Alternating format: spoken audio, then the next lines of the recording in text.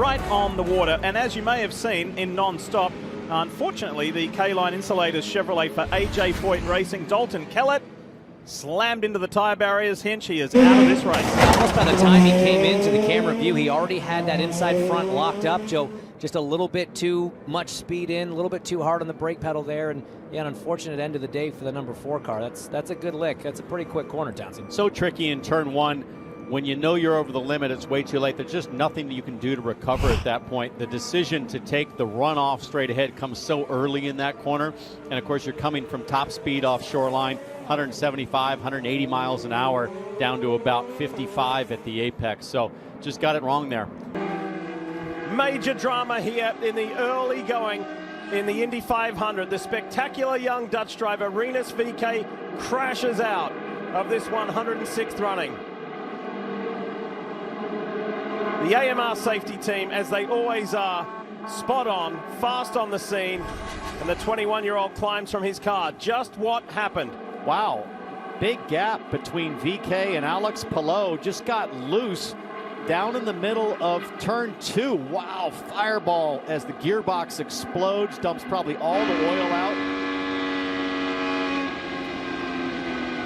And I mean, Scott Dixon heads up, having to avoid that accident. Looking behind from the back of Alex Palou, you see a big wiggle. He catches very similar to that practice crash from Colton Herta, just in turn 2, not in turn 1. And that is all she wrote for the 21 Bitnile car. I mean, this is, I see another problem on the track for the reigning champion. It looks like turn 9 again. Exact same situation where Jack Harvey came to a stop. Big left front damage. Have to think that he clipped the right front on the wall. Yeah, I'll get Derek. In the very first weekend, in just the second practice session, both of them made the exact same mistake there, and this was an even more dramatic impact angle for Alex Palou. Head on. Oh. Huge damage to the 10 car. I got to think that the tub potentially is compromised here. Oh, unabated, head on into the concrete block. He is able to get into the top 6 right now. He sits 5th. Out. Contact, Roman Grosjean. Huge impact here.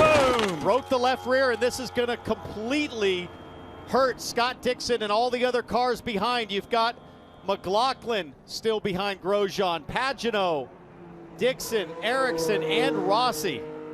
Oh boy, that was big. Round of carbon fiber and metal into concrete. There's the first hit. Here's the second. Oh. That is, it's right on board. You know, the thing is, once you have that first impact, there was really nothing more he could do. The car's already going so fast. It didn't look like he was trying to keep his foot in it. He was just trying to get there, and unfortunately, man, that's bad luck and a big hit.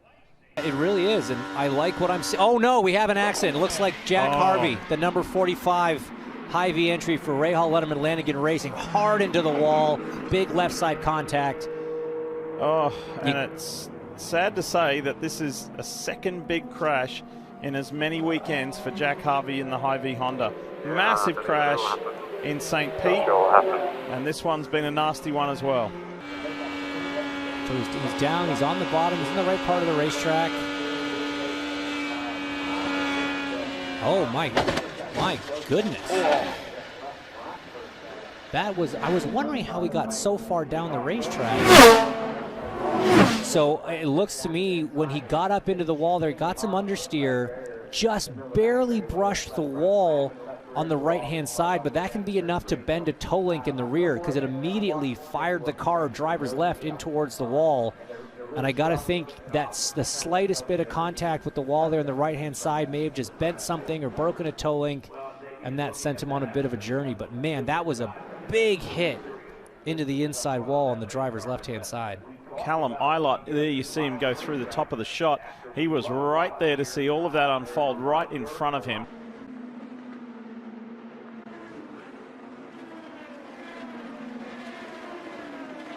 Newgarden is in the wall. What are we seeing here?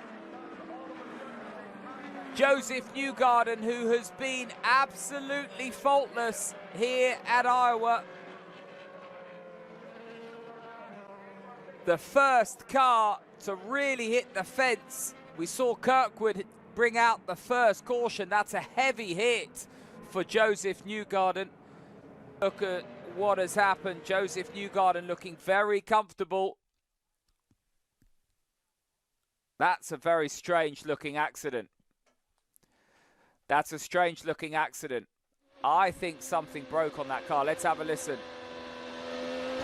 Yeah, something broke. So that is not his fault. Something like a drive shaft, maybe.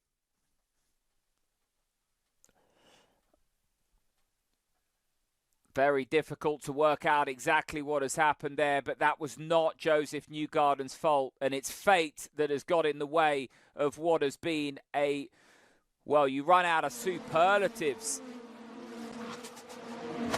That's a big, big hit. Horrible, horrible angle. Thank God for the safer wall here. That safer wall with the foam inserts just dissipates the energy along the wall. See, that was an interesting situation there. You saw Scott Dixon had pulled out on Devlin DeFrancisco. Oh! Spin! Oh, Dalton Kellett in the turn one wall very hard. First crash of the month of May, and it's a big one. AJ Foyt Racing's Dalton Kellett. The K-Line Insulators Chevy just snapped sideways and into the wall, just like that. Sign to see him able to walk away. So he's just rounding up Romain Grosjean. Grosjean's on the inside, so then he backs out of it, and that's just it, Lee. He would have had to get out of the throttle. That puts the weight on the front of the car. It transfers the weight forward, more front grip, less stability in the rear, right as he was turning in. And I almost want to go back earlier and see how late that pass was initiated. I wonder if that's the issue that maybe the four guys are upset about. And you see those neon yellow panels on the back. Go hard, go hard, go hard, go hard. Yeah, it's so tough from a driver's standpoint. Oh, he was passing on the outside. Couldn't quite get it done. Yeah, I mean, not much you can say about that. Romain held his line. They've had trouble with today. Oh, Callum Ilott, big crash inside at the exit of turn 2. the Juncos Hollinger rookie is out of the Indy 500. Just loses it. Looks a lot like Rinus VeeKay in a very similar spot. Much earlier in the corner, it seems like he lost the back end, got all the way around, on board from Christian Lundgaard right now, not knowing which way to go, trying to keep his own car from spinning out, hitting debris. Have to worry about a puncture now from that sharp shards of carbon fiber. And then here's Palou, and take a look, there's going to be a yellow light. You see it come on right before he gets to this line. That's the pit commit line. He was so close to getting away with that. This is very much going to change the structure of his race.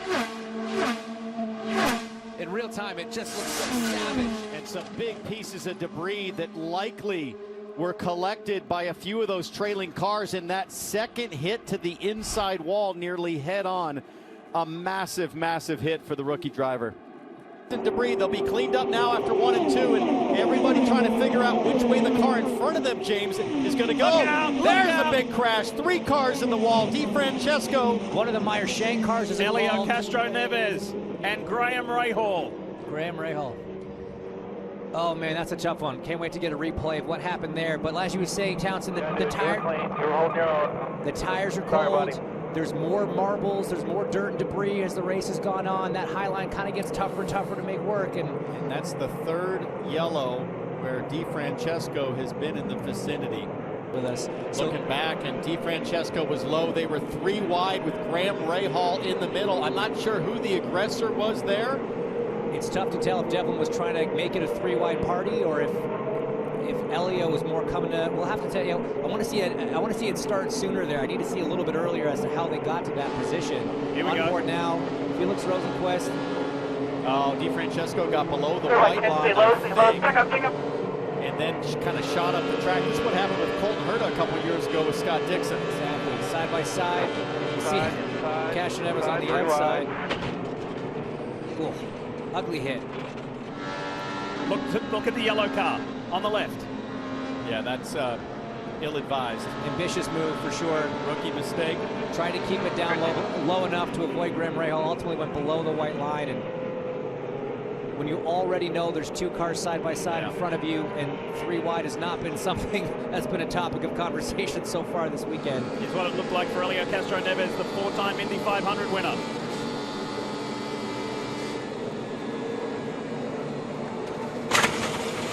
Oh, that sound. That's what a 200-mile-an-hour crash sounds like. Helio is okay. Let's take a look at a... Whoa! Was that a big moment from Colton Herta? Oh, Oh my gosh, Colton Herta! Upside down. Wow! My goodness. I just saw a huge correction as we were cutting from the shot, and Colton Herta... All good. Not even come to a stop, and he's on the all good. radio. I don't think so. All good. Certainly, I'm glad he's saying all good. But Down, turn you're 2. safe now. Just wait for safety to get here. Just stay strapped in.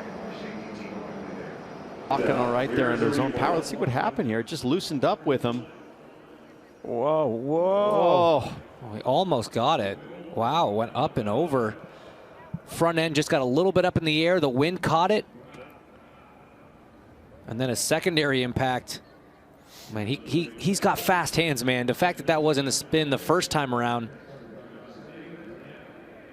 boom. Man, that safer barrier did its job in a big way. Now, I said the tub was destroyed. I will have to see here. It's the secondary impact when he's inverted. Look at that thing come down. There goes our camera.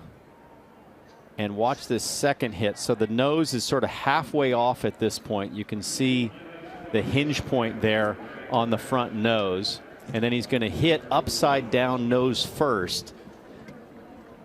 And it's just so disorienting for the drivers. No idea where he is on track right now. No idea secondary impact is coming. And there it is, Townsend. But look at the margin between the road and Colton's helmet. Watch this.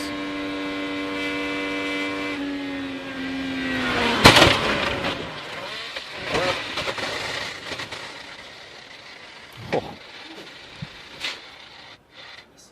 Some lingering audio there from the skidding noise of just carbon and steel and aluminum dragging. Just turbulent air, I think, James, here. It just got loose behind Sato. Yeah, and it's crazy. Normally you go in so much more backwards than that, but because he caught it the first time, he hit at an angle we don't normally see, and that's what popped the front end of the car up. And I'm afraid, yeah, that tub structure is really compromised on the front end after the nose cone was off. Now you got to think of changing and see. Look at this. Here's the onboard. Look at this, guys. You can see the sparks floating around the cockpit. Yep, all good. But look how beautifully cocooned he is in there. Yeah. Hence the implementation of the safety screen. Stay in there, stay strapped in.